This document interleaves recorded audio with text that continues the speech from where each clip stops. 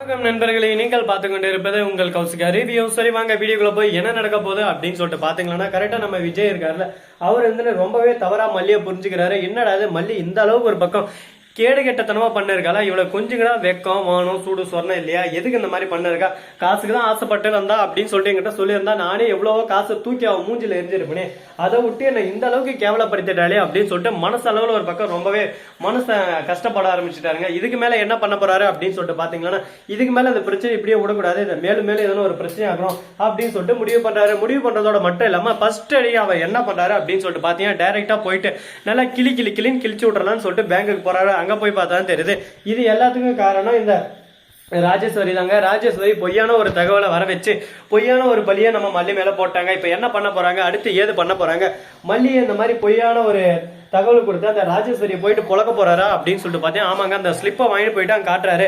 இது எல்லாமே எடுத்தது நீங்க தான், நீங்க எடுத்துட்டு மல்லி மேல பழி போட்டீங்க, உங்களுக்கு கொஞ்சம் கூட அசிங்கமாவே இல்லையா, எதுக்கு இந்த மாதிரி பண்றீங்க, ஒரு பொண்ணு மேல இந்த அளவுக்கு அபாண்டமா பொடி சொல்றது உங்களுக்கு எப்படி மனசு வந்துச்சு, அப்படி எப்படின்னு சொல்லிட்டு ஒரு பக்கம் கிளின்னு கிளிக்க ஆரம்பிச்சா. ராஜேஸ்வரி, நான் சொல்றத கொஞ்சம் கேள்றா, நீங்க இனிமே பேசவே பேசாதீங்க, மரியாதை உங்களுக்கு அவ்வளவுதான், மரியாதை கெட்டுரும், வாயை தரனா எந்த நேரம் பார்த்தாலும் எதனா ஒண்ணு கச்ச கொச்சை தான் பேசுவீங்களா அப்படி இப்படின்னு சொல்லிட்டு திட்டிட்டு அங்கிருந்து விஜய் போயிட்டு மல்லி கிட்ட மன்னிப்பு கேட்கிறாரு. மல்லியே நான் மன்னிச்சிருமா, நான் பண்ணது எல்லாமே தப்பு தான், நான் ஏதோ நான் தெரிஞ்சு புரிஞ்சு பண்ணல, எல்லாமே தெரியாம அறியாம பண்ணது, என்ன மன்னிச்சிருன்னு சொல்லிட்டு மனசளவுல ஒரு பக்கம் மன்னிப்பு கேட்கிறாரு. இதை பார்க்கும்போது நமக்கே ஒரு பக்கம் பெருமையா இருக்கு. எப்படியோ ஒன்னுடப்பா நம்ம மனசை எப்படியோ மன்னிப்பு கேட்டாரு, இது ஒரு சிறந்த விஷயம் என்ன சொல்லலாம். சரி, இப்படியெல்லாம் ஒரு பக்கம் நடந்துன்னு இருக்கு. அதே சமயத்துல மறுபக்கம் என்ன நடக்குதுன்னு சொல்லிட்டு பாத்தீங்கன்னா, கரெக்டா நம்ம மல்லி இருக்காங்கல்ல, நான் தான் அப்பவே படிச்சு சொன்னீங்களே, கொஞ்சம் கூட என் மேல உங்களுக்கு நம்பிக்கவே இல்லை, ஒரு பர்சன்டேஜ் நம்பிக்கை இல்லை, அந்த அளவுக்கு நான் அவ்வளவு கேவலமா போயிட்டோம்னா அப்படி இப்படின்னு சொல்லிட்டு ஒரு பக்கம் பேச ஆரம்பிக்கிறாரு. இதனால என்ன பேசுறது ஏது பேசுறதுன்னு சொல்லிட்டு தெரியாம ஒன்னம்பூரி சொல்ல தேனி அப்படின்னு சொல்லிட்டு ஒரு பக்கம் இருக்கிறாரு. இதுக்கப்புறம் என்னென்ன பண்ண போறாரு, ஏது பண்ண போறாருன்னு சொல்லிட்டு கூடிய சீக்கிரம் கூடிய விரைவில் பொறுத்து இருந்து பார்த்தா தெரிய போகுது. அது மட்டும் இல்லாம அதே சமயத்துல கரெக்டா நம்ம விஜய் இருக்காருல்ல, அவர் வந்து அவங்க பெரியம்மா கிட்டே சொல்றாரு, இதுக்கு மேல யாரு என்ன சொன்னாலும் நான் நம்ப மாட்டேன் அப்படின்னு சொல்லிட்டு சொல்றாங்க.